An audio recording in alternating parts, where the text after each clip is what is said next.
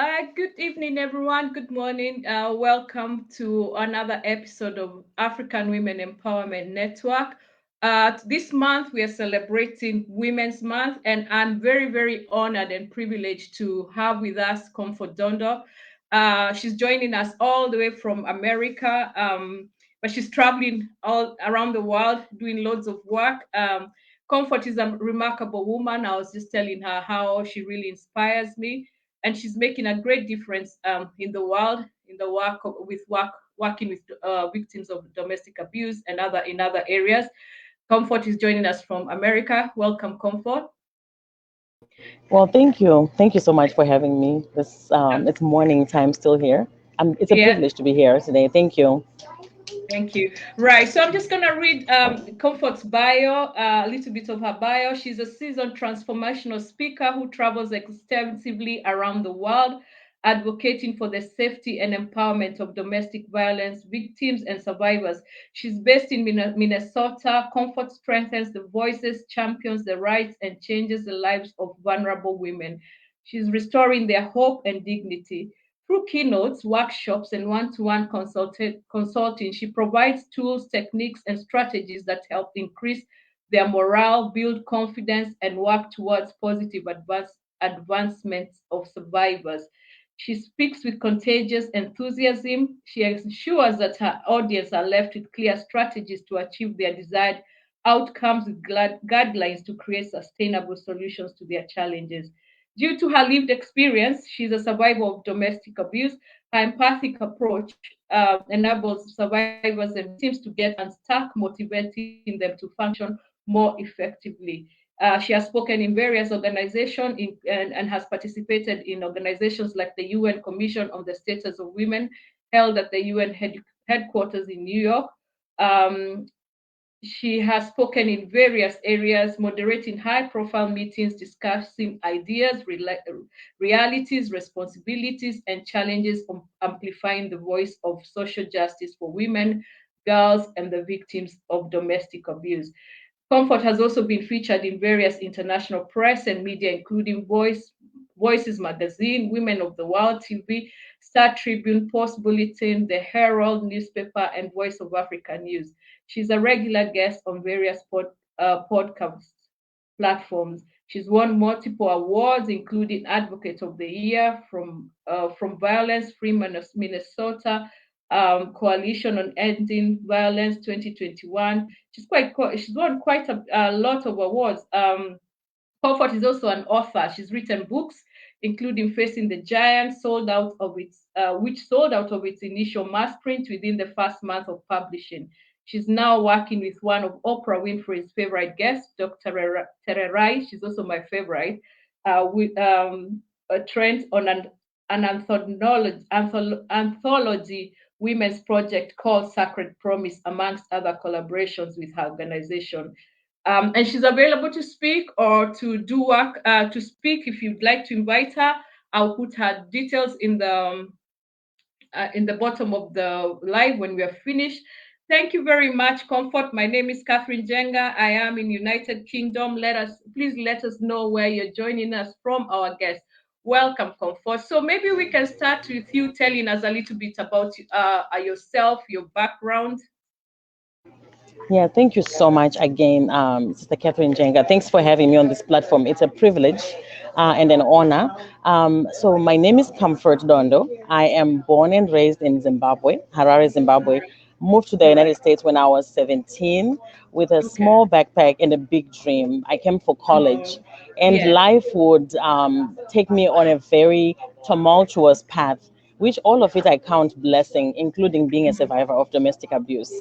From that experience, I went on to form Phumulani, Minnesota African Women Against Violence, because I Okay. was responding to the lack and the gaps I saw in the US systems in the state of Minnesota where I live as an Okay. African immigrant woman going through abuse. And now we have been in business for the last 6 years. And we're Hmm. not just in Minnesota, we are now global, doing a lot of work on the continent of Africa. And we're also on the social media platforms. We help women from wherever they reach out from. So that's a All bit right. about my background. Yes. Wow, thank you, Comfort. So you used your, what you can say is that you came to America with a big dream, but encountered a big dream of studying, but also you're using your experience of domestic abuse, surviving domestic abuse to enhance and to help other women. So we can say you used your pain to, and made it and grew. I mean, made overcome the challenge, and now you're Yes. helping other women. If we just maybe just before we go into Phumulani and all that, and the work you're doing, because maybe somebody's watching and they don't know what domestic abuse is. I'm just wondering, in your relationship, did you notice any red flags, if at all? Absolutely. Thank you so much. Yes. And I like to say I moved my pain to my purpose. Yeah, yeah, I yeah, changed yeah, my pain to my purpose. Yes. Thank you. yeah. I did see in the initial phase of the relationship, but I think if there's any young women looking at this at this, or who might tune in later after, if you're Mm-hmm. listening under the sound of my voice, I want to say the red flags are always there. So, and when Oh. you're in love, they seem to be Mm-hmm. pinkish, orangish, so you tend to justify. But Yeah. sometimes, I guess I want to say I saw them, and I think for me to young people is when something doesn't sit right with your gut, when something doesn't feel right within your spirit, tune Mm. into that, lean into that, and don't discredit that, because it is those uneasy feelings that then become fires when you Okay. don't take care of it. So there were a lot of Okay. red flags now looking back, yes. Mm-hmm. But I was Okay. young and naive and in love, so I made them red to pink and ignored them. That's quite interesting, because when you work with survivors of domestic abuse, I also work with survivors of domestic abuse, and one of the really thing that I really kind of like to emphasize what they are red flags, because what people, like you're saying, you are young, you are in love, and we tend to turn those red flags into pink flags, and we ignore, Yes, or with the hope that this individual will change later, yes, yes. change later in the maybe in the relationship. So my next question for you, Comfort, is, can we say that abuse and violence only happens to some people? It doesn't happen to everyone. Does domestic abuse discriminate?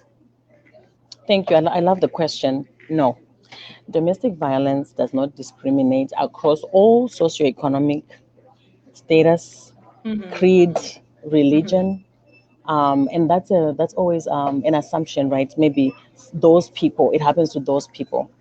Domestic Uh-huh. abuse happens Yeah. across the spectrum, Mm-hmm. and it hides itself in so many different ways, especially at the intersection of class, race, and Mm-hmm. gender. Yes, Mm-hmm. and Mm-hmm. sometimes religion and or sometimes culture, re- even. and Yes, sometimes religion, because when we yes, come back to, somebody sent some questions, and one of them involves religion. So yeah, sometimes religion, sometimes culture, it doesn't discriminate. Yeah, yeah. So what are the signs of abuse, if somebody is thinking, am I in an abusive relationship?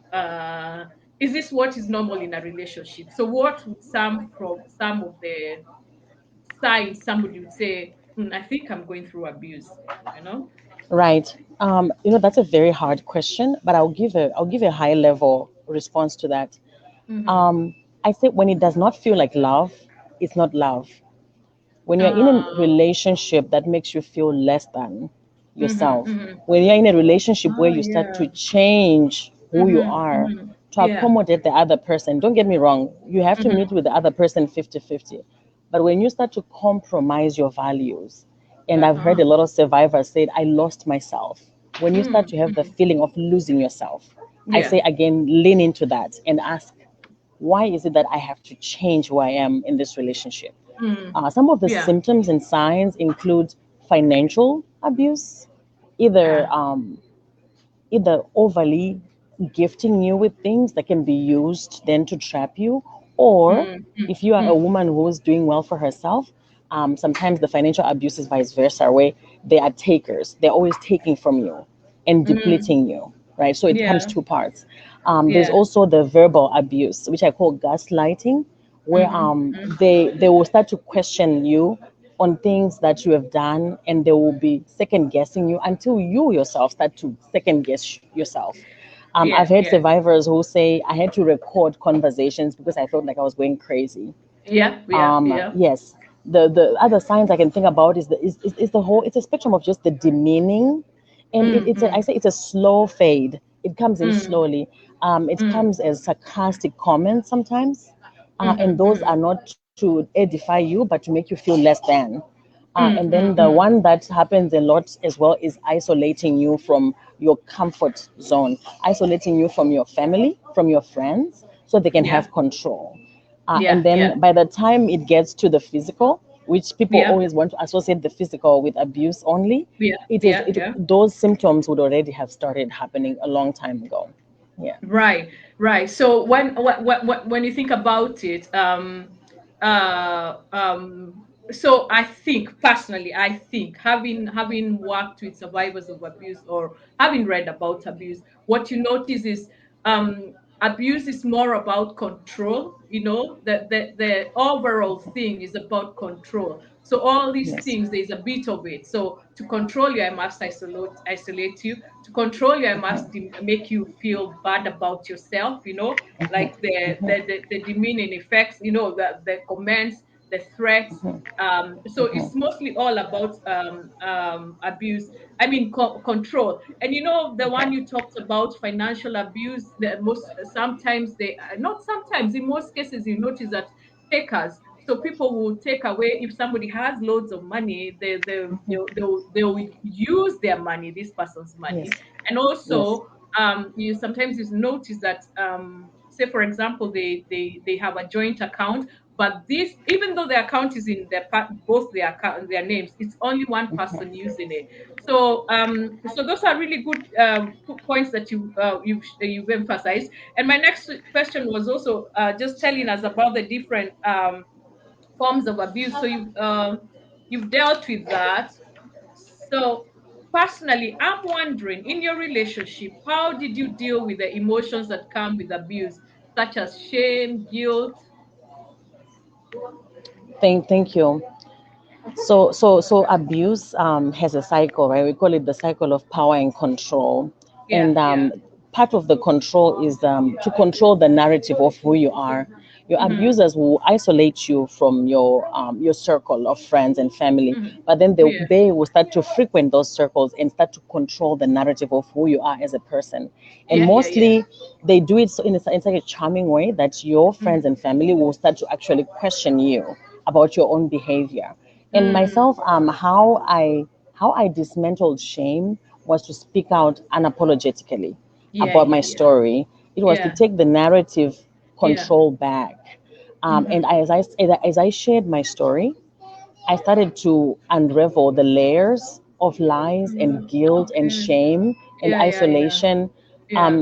Um, I say abuse, gender-based violence, to me is like a bacteria. Mm-hmm. Mm-hmm. Bacteria festers in darkness and Mm-hmm. moisture. Mm-hmm. Yeah, yeah, yeah. Um, and so when you start to aerate and start to speak your truth, Mm. bacteria cannot live.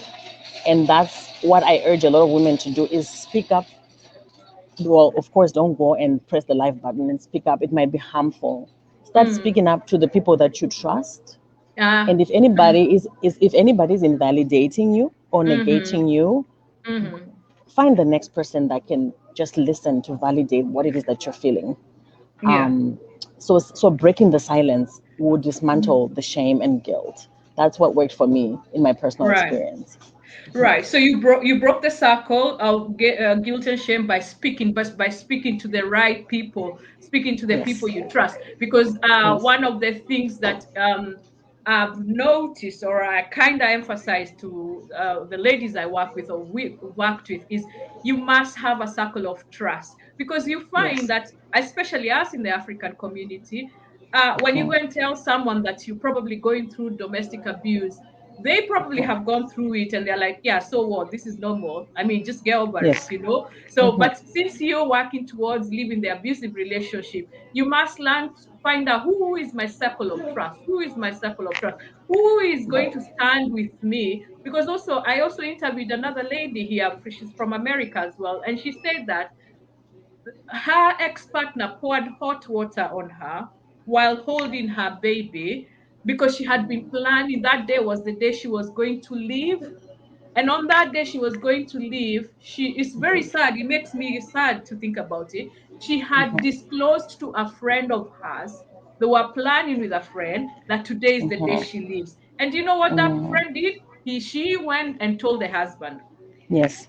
So she Yes. went when she wakes up on that morning of leaving, and she's got all this safety plan in her head, supposedly a safety Mm. plan, but somebody has already gone and told the husband. So what he did is poured hot water on her head and on her Wow. body.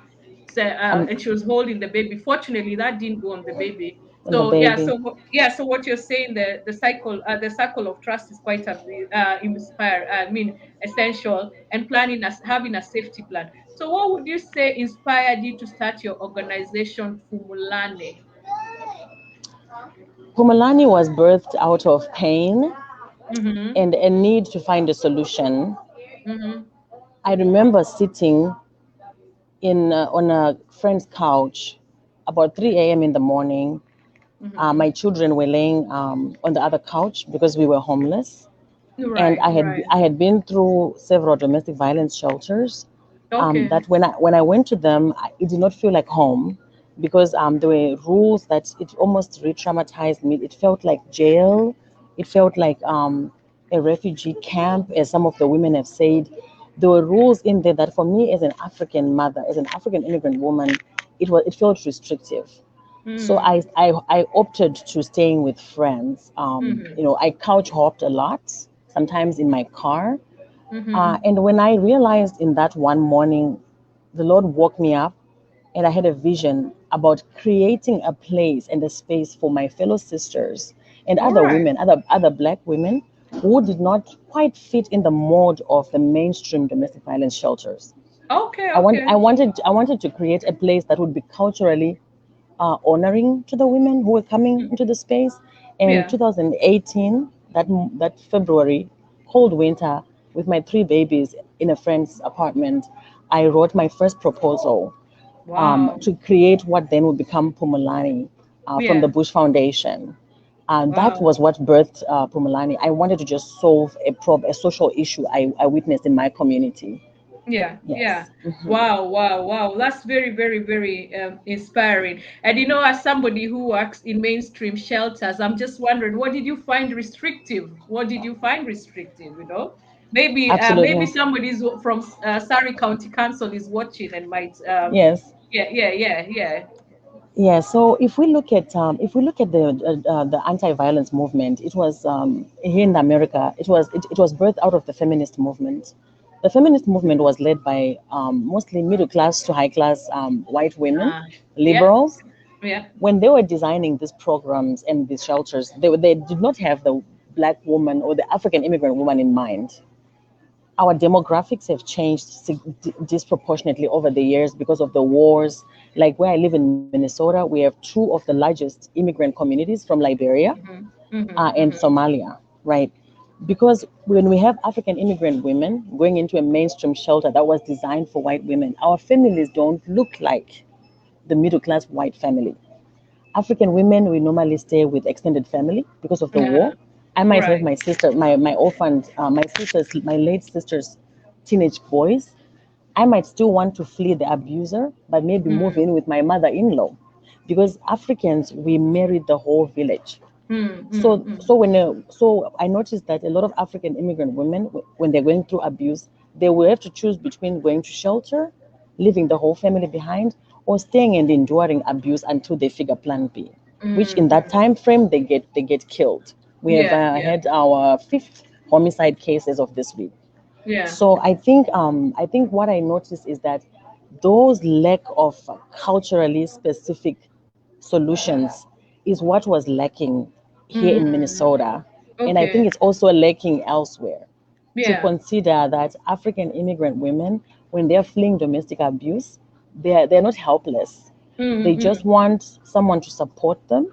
They still want to we still want to cook for our babies. So mm. we don't want to have someone cook food for us that we don't even understand.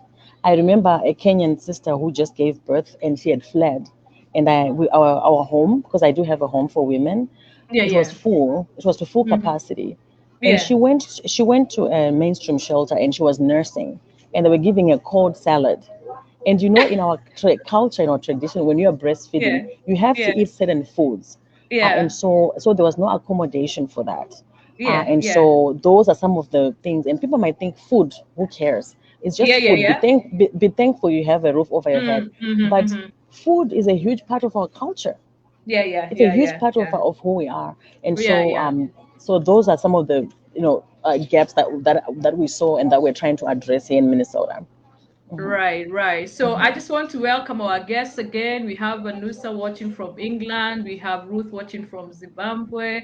We also have Hmm. Nyaradzo watching from Gambia. We have quite a few guests, and thank you, our guests. If you have any questions for Comfort Senders, I'm telling you that that I work in mainstream shelters, and Hmm. in a mainstream shelter, I would call it. And one of the things that I have kind of really pushed for is the importance of recognizing that we come from different cultures. Hmm. So for example, here in UK, one of the things that we do is something called the freedom program, which is a program that women go through. And one of the things that one time a colleague of mine, we had a lady and she didn't stay, and this colleague says, but she went through the freedom program. But it doesn't mean she didn't stay because the freedom program didn't work. But I also noted that. But the Hmm. freedom program is not cultural. It doesn't consider those cultural factors as well. It doesn't mean Right. it will work because it's cultural, but it doesn't Yes. there's importance of to notice, like you say, the feminists were middle class white women. However, now these countries that we are in, Hmm. we have other people who don't just fit that narrative. So we Right. do need those services for them. So what would you say your shelters, what makes them different from others, and how many women do you hold in a shelter, how many women do you have, and what programs do Absolutely. you normally have for them? Yeah, thank you so much. So December 14th, 2022, we officially did an open house and a launch of what we call Phumulani Healing Home. I like to call them Okay. healing Yeah, wells. yeah, That's the yeah, theme.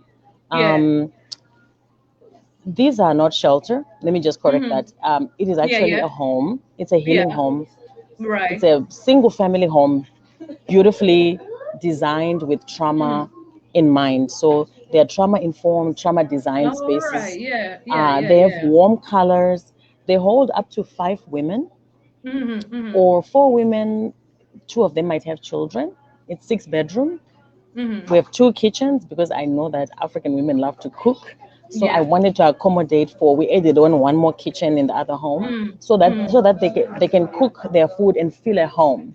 Right. Yeah, yeah, yeah, Minnesota yeah. Minnesota is very cold, so does have a fireplace. It does have a big yard, and in the Wow. summer we're going to be actually introducing gardening, any Okay. therapeutic things, and we don't dictate to the women. That's what Mm. makes our spaces different. The women get to make the rules of what they need, and when somebody gets ownership of making the rules, they tend to follow through.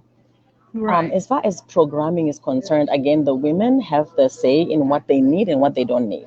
Because we Right. individualize our program, we don't lump women up in because everyone is on a different healing journey. Yeah, yeah, Some yeah, women, yeah. some women don't need the therapy; they've already gone through it. They just need a Yeah. place to breathe.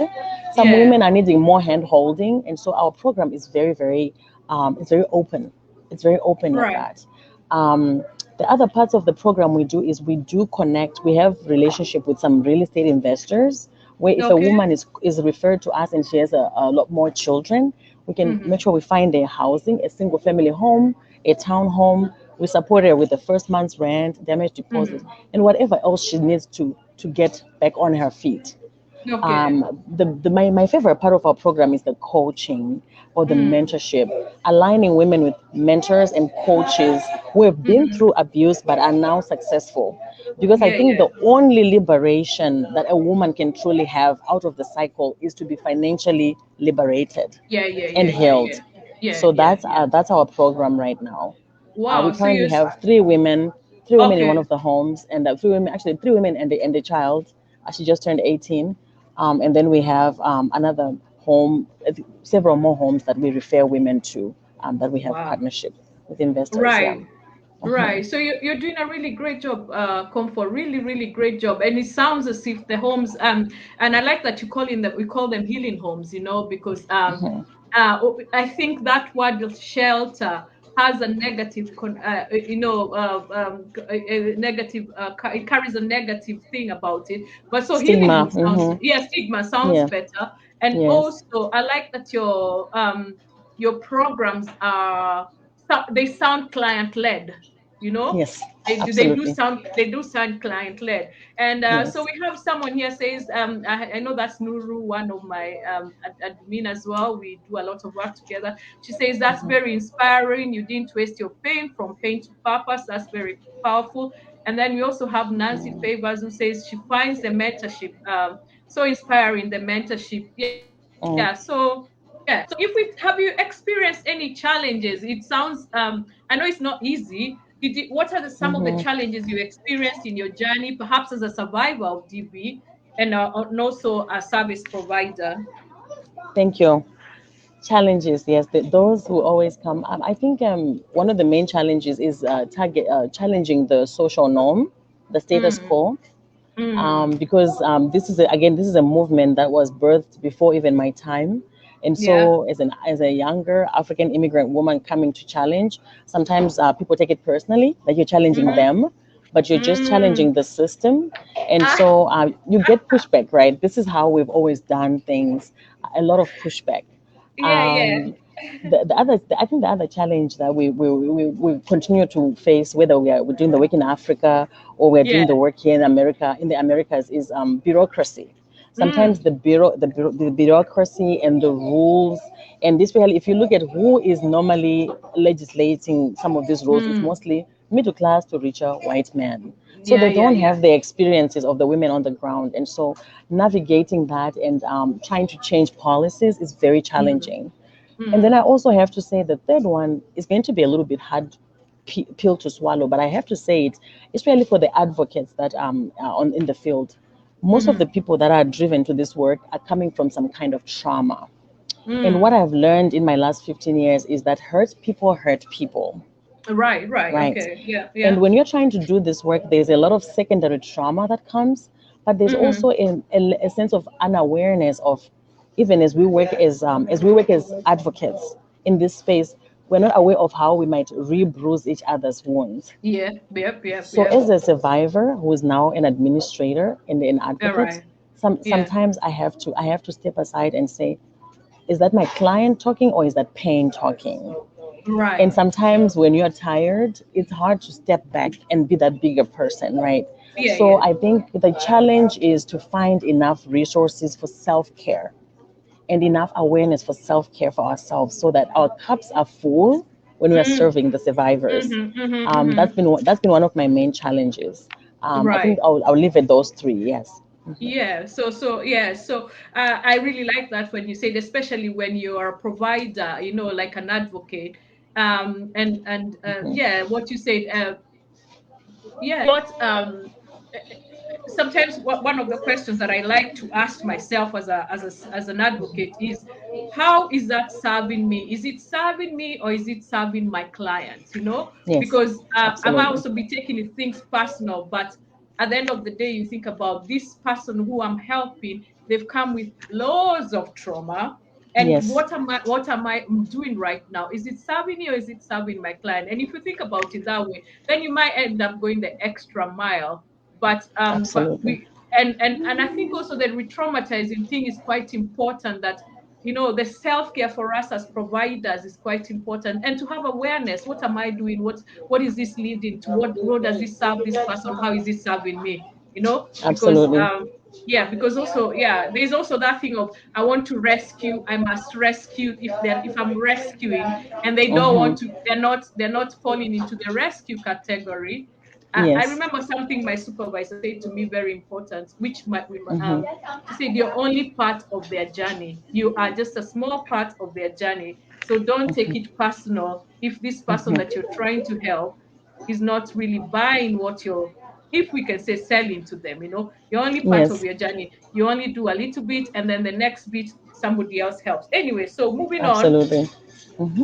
Uh, so if you think about the women you support, what would you say some of the challenges are that they face? For example, leaving the abusive marriages, if at all, you know? Yeah, I have so I'm an author, so I'm a storyteller. Just Mm-hmm. this weekend, I think the last 2 weeks I've been serving an amazing sister who came to our space, and the abuser Mm-hmm. is very aggressive. It's very aggressive that we decided I think we need to take more larger steps for you to be safe. The biggest thing that Mm-hmm. came out of that was that there are no resources available for emergencies like that. Some of the resources they come with red tape around them. For instance, I needed this Mm-hmm. woman to be driving to a different part of the country, and Mm-hmm. so we just needed gas cards, for her to Uh-huh. be able to use a Visa card to put gas in. But some of the Mm-hmm. programs, they'll say, we have this much money, but we have to buy her the food and keep the receipt. So there's this thing of survivors not being believed, when Yeah, she yeah, says yeah, she yeah. needs food for the children, we have to validate and validate. And I think those systems are also very re-traumatizing, because remember, they are coming from a place where they are not validated. And Yeah, I yeah, find this very problematic. I would also yeah. like to say that I think there could be a change in how we do our domestic violence service provision. Mm-hmm. My vision and my hope, my dream, I'm currently working with the Gambian First Lady on this Mm. vision, is to Okay. see, I hope to see a more sustainable, less lacking, less begging, less scarcity model in our domestic violence provision programming. Because the lacking model, it keeps women on edge. It keeps survivors on edge. And as long Mm. as survivors continue to be in survival mode and not thriving, they might be forced to go back to the same cycles because they don't have enough time for healing. Let me give you an example. What I Community. advocated for in Minnesota is actually to Yeah. have health Mm-hmm. and wellness, self care resources allocated for advocates. So we have to All apply right. for grant money that can say any shelter, when we have 5 advocates, they have to absolutely take either time off, they have to take time off Fridays and do some self care. We have to allocate that money. And that still Wow. continues to be a challenge. Yeah, they need to fill their Wow. cups. Yeah, So yeah, that's yeah, what I yeah. see as challenging. Yeah. And then lastly, I also think pay. This is very hard work. Mm. I think we can do better, just like with Yeah, teachers. yeah, I yeah, think advocates in the anti-violence movement need to be paid well, and I continue yeah, to advocate for a salary that respects the dignity of the advocates, so they're able to take yeah. care of their families and get out of survival mode themselves as well. Yeah. That's quite sad. The pays are quite low, you know. Yeah. So Yes. yeah, moving on. Let's not get sad about the pays. They're quite low. I like that you're advocating. I was actually with one of my friends over the weekend. There, I was interviewing her Nuru, and we were talking. She's a teacher, and we were talking. And she was talking about her book, and we were talking.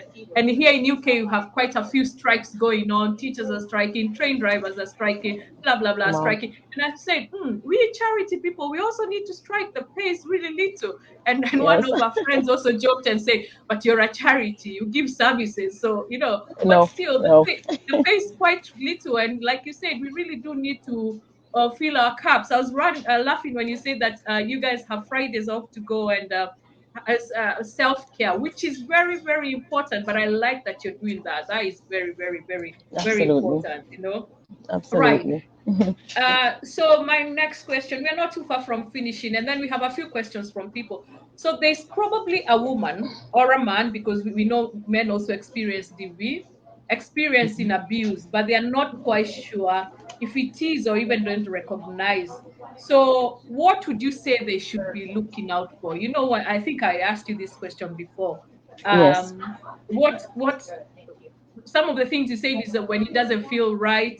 So maybe you Mhm. can just say one more and then we carry on from that. Absolutely. Since I answered it before, I'll say Yeah, this. I yeah. highly advise our community members try to go outside of the community and seek counsel.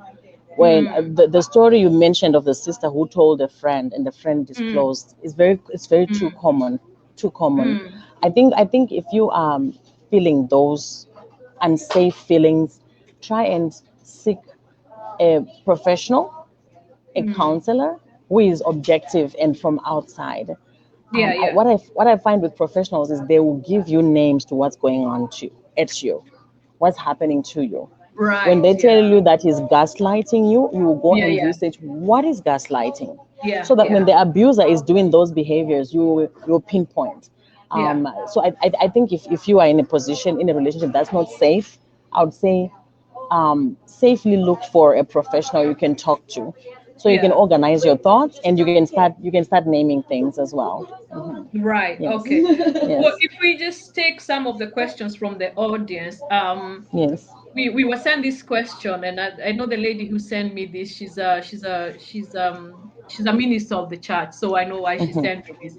So Okay. she says that they tell us that the Bible says, and she says so and so, and I know what it says. God hates divorce. So Yes. what would you say for that? What are the questions? How would you answer that? Thank you. I love that question. I get asked that question by a lot of ministers. In fact, I would say I believe that the Bible has been really abused by those who want to use snippets of Bible verses for their own purposes.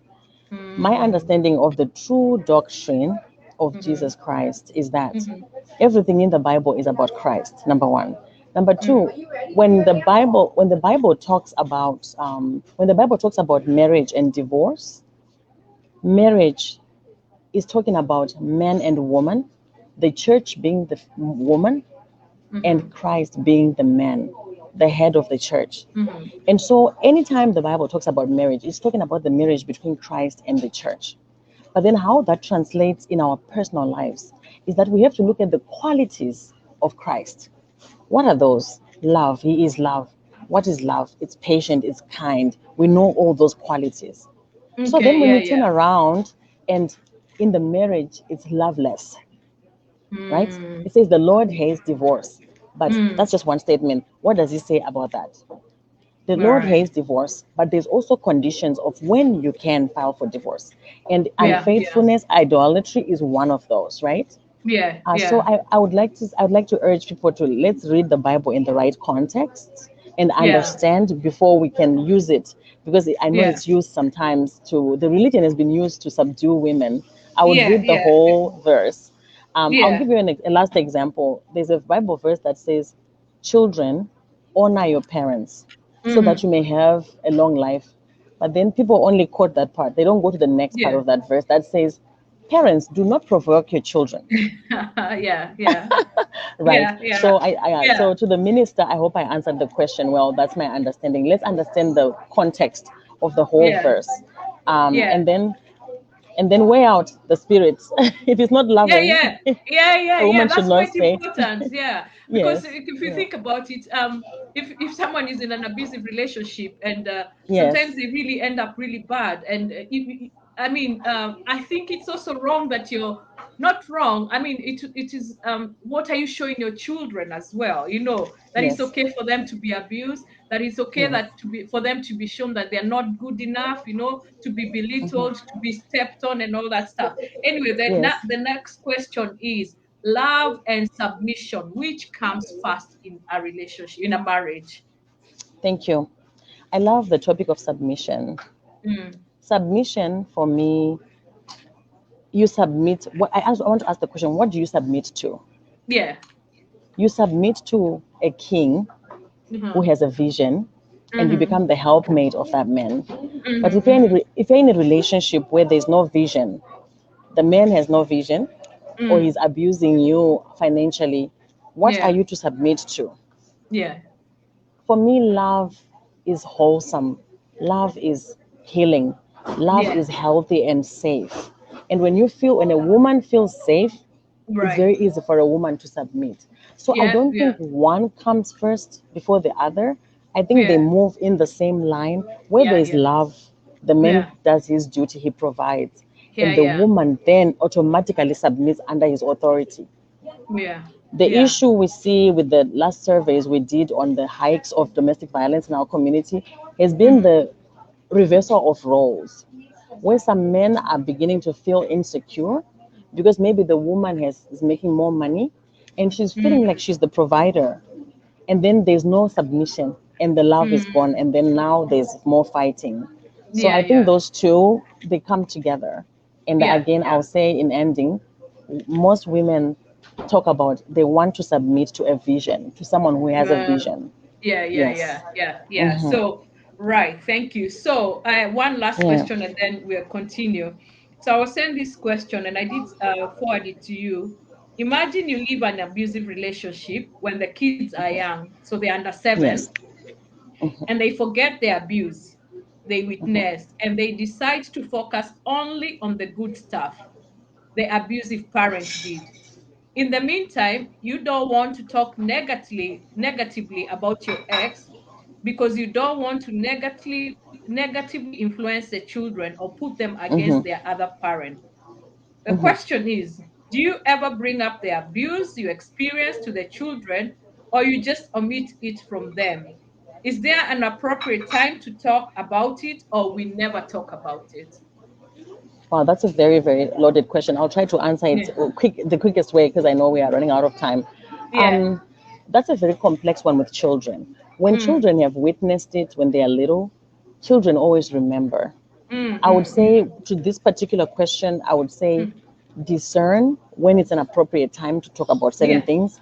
Yeah. And I would say to mom, try not to do it on your own.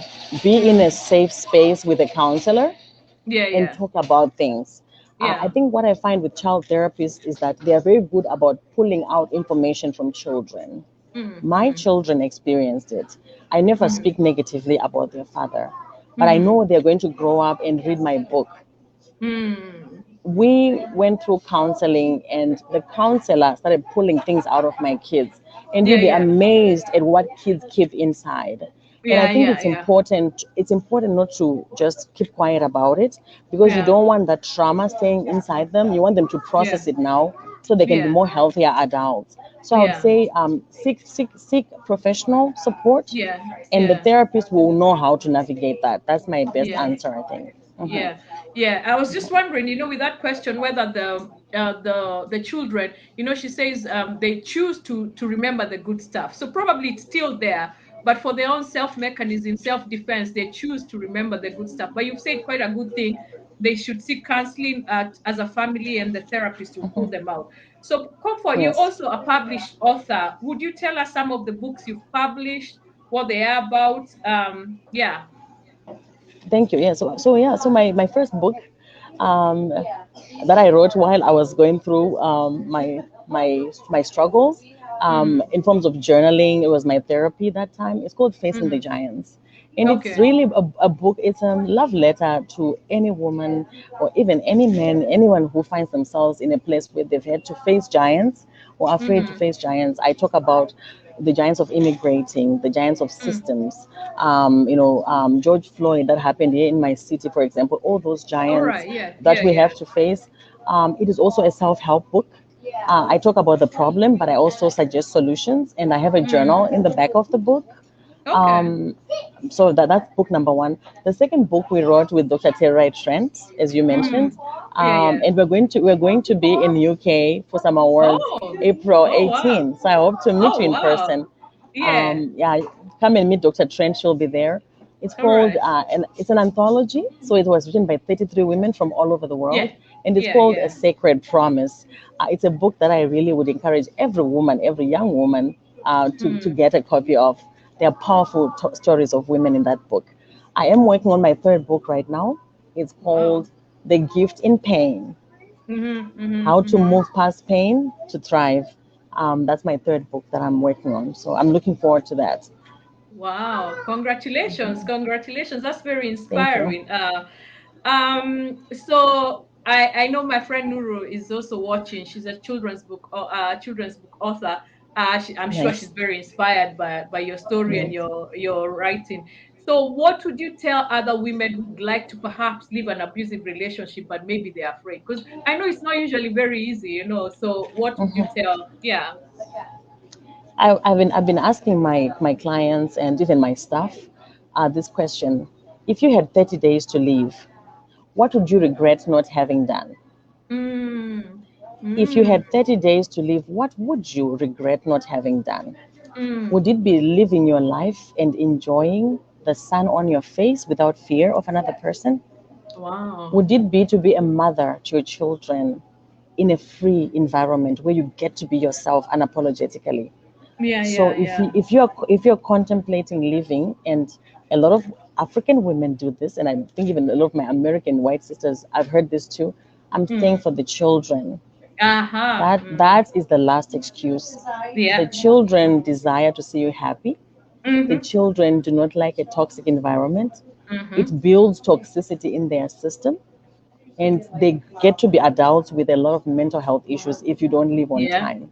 Yeah. So if you're Yeah. listening to me, I want you to write down, if I had 30 days to live, what would you do? Mm. Your freedom What? would be part of that. What would you Yeah. do? Yeah. Yeah. What would you And that, do? what would you do? Yes. Yeah, that's quite really good, especially the bit where you mentioned about the children, because most of us we say we are staying for the children, we are staying for the children, and having grown up in African families, we know to stay, we must be strong, we must be strong. Yes.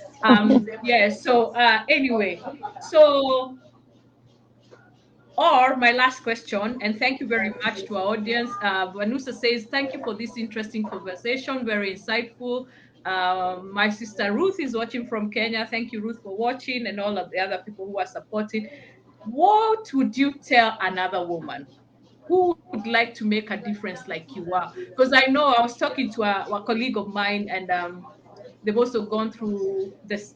She's a survivor, and she said, and I said, as I mentioned to her, oh, I'm having comfort. I've been thinking about you for 2 weeks now. And she's done this and You're that and so that and kind. that and this and that. And she said to me, and here I am volunteering and thinking I'm doing a lot. Of course, she is doing a lot. But what Yeah. would you say to another woman who is watching and would like to make a difference like you are really making a big difference in the world of women and Thank in you. other situations? Yeah. Thank you so much. In the context of religion, right, I would tell them exactly what the Lord told to Moses. Mm, What do you have in your hands? right. Sometimes we get paralyzed by thinking about bigger visions, but start with what you Mm, have where you're at. mm, You'll be so surprised. An idea written down, and when you start, it's going to start to catch up some ripples, no matter how small the wave is. And what happens with those ripples is they will find you similar people with similar vision. mm, And when you mm. combine those become currency, and they Yeah. become oceans of change. Take it Wow. from me, a girl who comes from a very despised township out of Harare, Zimbabwe. I created that 3 a.m. in the morning. I created a vision and I pursued it. And it's taken Wow. me to world leaders, to world stages, working with Mm. first ladies of nations because of one small idea. So, whatever idea you Wow. have, I applaud you to just protect it, because there are people Mm. without vision who steal ideas, Yeah, and yeah, yeah. implement it in silence, and find Yeah. the right players, and the Yeah. right ones will also identify your vision Mm. with you. Wow. Yeah. Wow. Wow, wow, wow. Very, very, very, very inspirational, Comfort. Thank you so much. And thank you to our audience. It's been a pleasure talking to you, and it's been a Thank pleasure you. sitting with you and to be inspired. I hope other women have been empowered. And thank you to our audience. Join us another time for another episode of African Women Empowerment Network, where we inspire a woman. We believe we inspire a family, a generation. We inspire another woman and empower another woman. We empower a nation. Thank you and God bless. Thank you very So, much. thank you so much for having me. Yeah. Take care. Thank you. Thank you. Yeah.